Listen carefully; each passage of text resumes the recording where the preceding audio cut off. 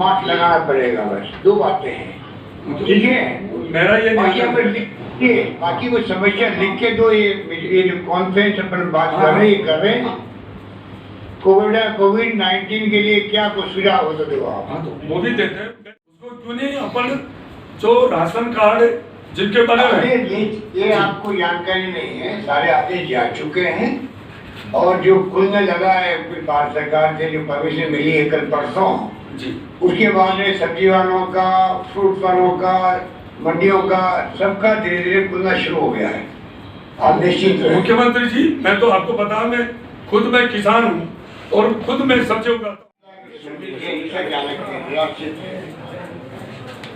निर्माण मजदूर है और जितने भी सोशल सिक्योरिटी में जो जिनको पेंशन नहीं मिल रही थी और जो असहाय उसके ऊपर भी थोड़ी सी सोचने की जरूरत है। दूसरा मेरा ये निवेदन है कि ये 46 लाख लोगों को 10 किलो अनाज दिया गया। फिर 5 किलो भारत सरकार ने नोट किया था, पहले 5 किलो हम लोग 2 रुपये किलो 1 रुपये किलो देने को फ्री कर दिया। फिर भारत सरकार ने 5 किलो 10 किलो हो गया। और रोजाना मेरे उत्तर ही है, मैं वहाँ लेके जा रहा हूँ तो वहाँ सिर्फ वो आड़तिया जो सोच लेता है कि मुझे 5 रुपए किलो में लेनी है तो उसको छोड़ना पड़ता है। अच्छा, वहाँ रुकने नहीं देते जो किसान लेके से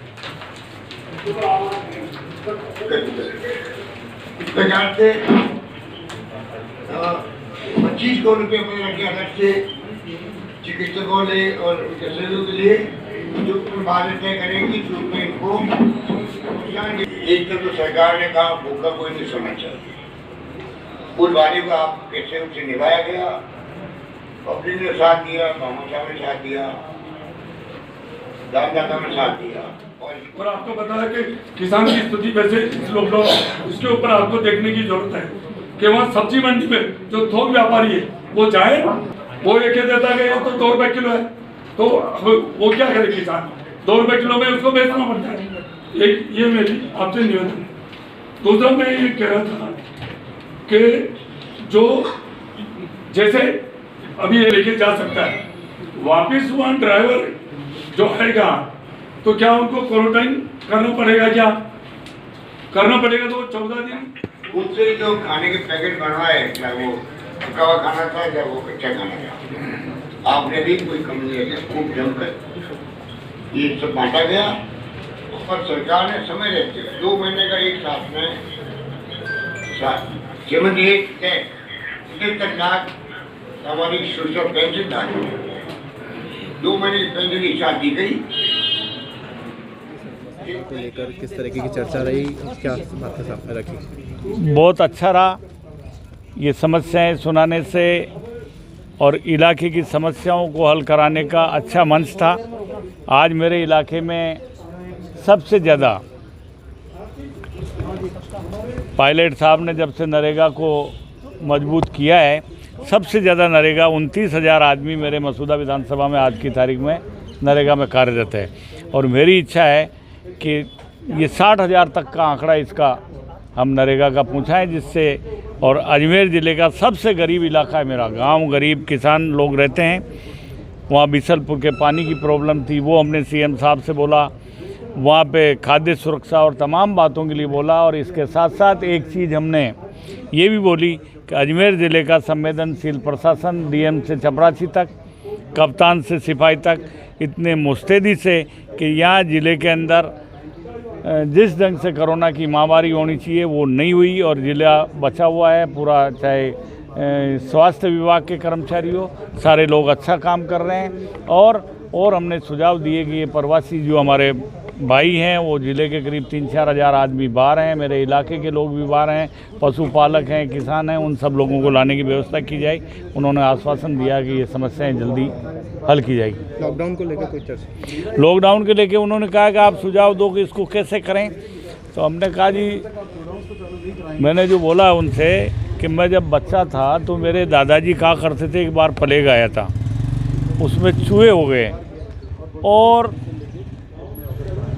गांव के गांव खाली हो गए। तो उतनी महामारी नहीं है।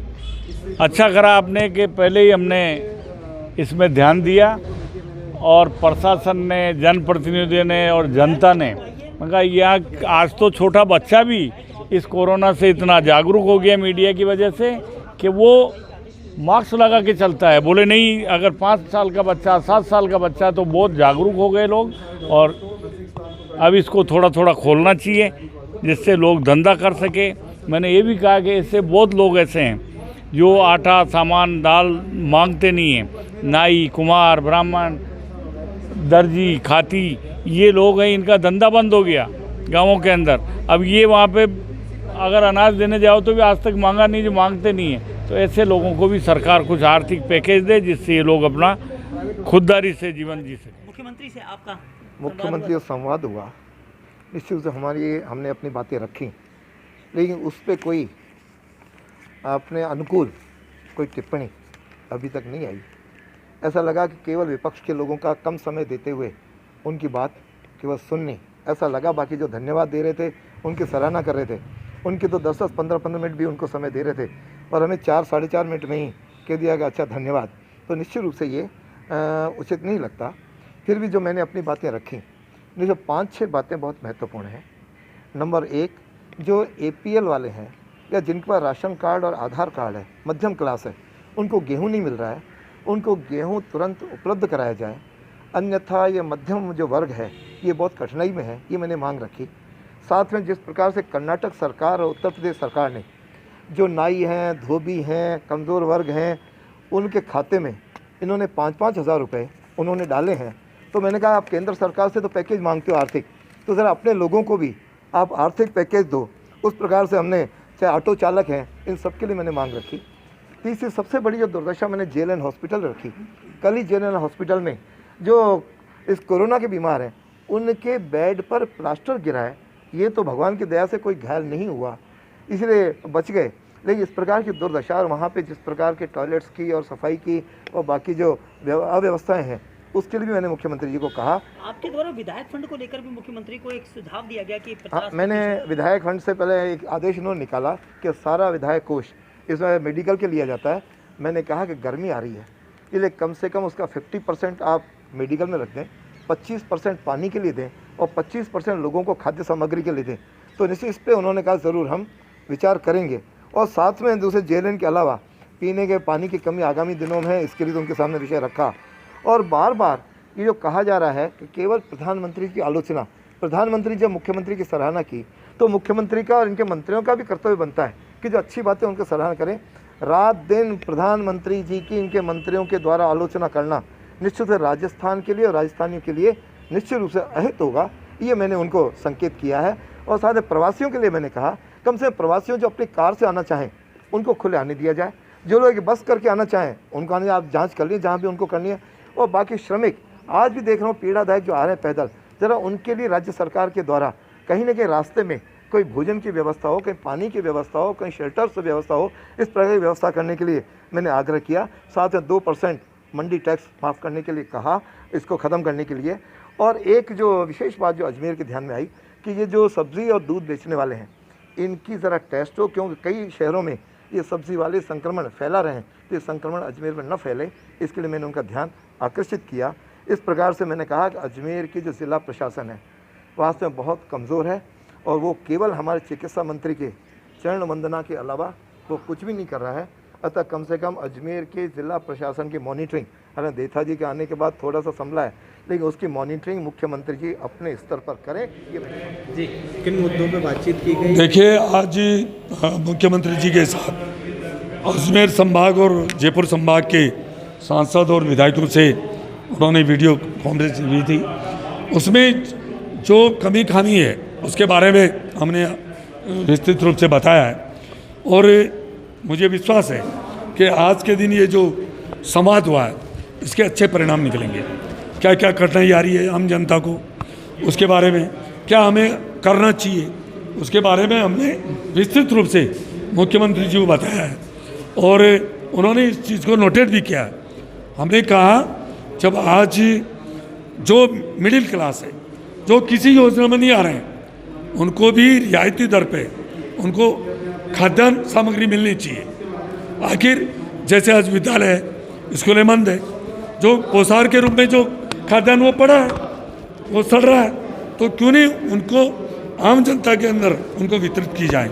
जैसे पानी का मामला है, बिजली का मामला है, और भी कई जो समस्या थी, जैसे आज प्रवासी राजस्थानी हैं, उनको किस तरह से लाया जाए, कैसे क्वारंटाइन किया जाए उनको, और ये महामारी और नहीं बढ़े, इसके लिए हमें और क्या उपाय किए जाए, उसके बारे में हमने राय दी है।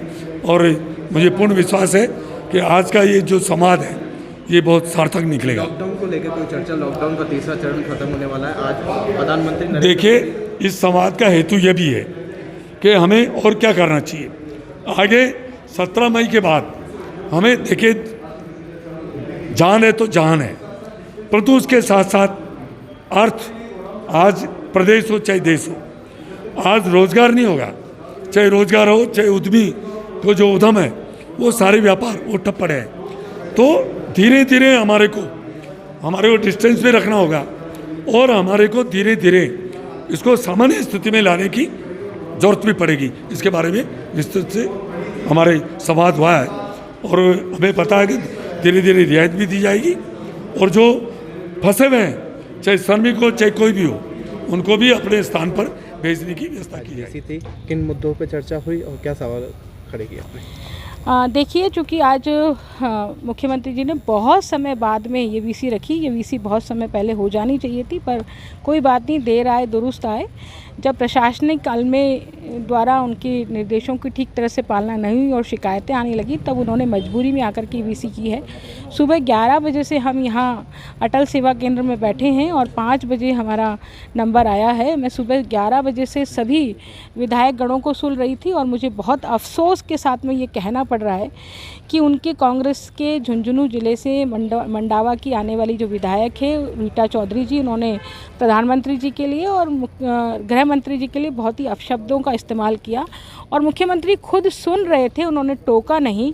ये एक बहुत ही गलत परंपरा वो डाल रहे हैं और यदि वो ऐसी परंपरा डालते हैं तो ये आने वाले समय में भारतीय लोकतंत्र के लिए घातक साबित होगा। ये ठीक नहीं है, उनको टोकना चाहिए था और उनको बोलना चाहिए था कि वो गलत टिप्पणी ना करें, लेकिन ऐसा उन्होंने नहीं किया। दूसरी बात मैं कहना चाहूँगी कि मुख्यमंत्री जी को वीसी के माध्यम से मैंने बहुत सारे विषय, कई सारे पत्र भी उनको लिखे, ये भी मैंने उनको कहा, लेकिन उन पत्रों का कोई जवाब नहीं आया। साथ ही साथ मैंने इंडस्ट्रीज़ को चालू करने के लिए निवेदन किया, जो स्थायी शुल्क है उसको वेव ऑफ किया जाना चाहिए था और जो छोटे छोटे कलपुर्जे जो नहीं आ पा रहे हैं, जिससे फैक्ट्रीज नहीं चल पा रही हैं, इसके लिए ट्रांसपोर्टेशन शुरू होना चाहिए था। मज़दूरों को मजदूरी दी जानी चाहिए थी ESI के फंड के माध्यम से, ताकि मज़दूरों को मजदूरी मिल सके, क्योंकि फैक्ट्री संचालन बंद है तो फैक्ट्री जो इंडस्ट्री का मालिक है वो कैसे उसका पेमेंट कर सकता है। और साथ ही साथ मैंने बिजली पानी के बिल माफ़ करने के लिए कहा है, 2% जो मंडी शुल्क लगा है उसको माफ़ करने के लिए कहा है। मज़दूरों को आने और जाने के लिए जो भी प्रक्रिया है उसका बहुत सरलीकरण किया जाना चाहिए था। बगैर सरलीकरण के काम नहीं चल सकता, क्योंकि लोग अपने घर आना चाहते हैं। तो इस तरह से बहुत सारे मुद्दे मैंने उनके सामने उठाए हैं। अब वो कहाँ तक इन सुझावों को इम्प्लीमेंट करते हैं ये तो वो ही जाने। राजस्थान सरकार को और मुख्यमंत्री जी को भी चाहिए कि वो राजस्थान के खजाने खोले इस कठिन परिस्थिति में जनता को राहत देने के लिए, लेकिन वो सारी चीज़ें केंद्र पर डालते हैं, अपनी बात को मानते नहीं है। इससे साफ नज़र आता है कि राज्य सरकार अपना खजाना प्रदेश की जनता के लिए नहीं खोलना चाहती। लॉकडाउन 17 मई को खुलने के क्या? देखिए, आज प्रधानमंत्री जी का उद्बोधन 8 बजे होने वाला है। आने वाले समय में किन परिस्थितियों के साथ लॉकडाउन में रियायतें दी जाएगी, लॉकडाउन कितना और आगे बढ़ेगा, ये उसके बाद ही तय हो सकता है।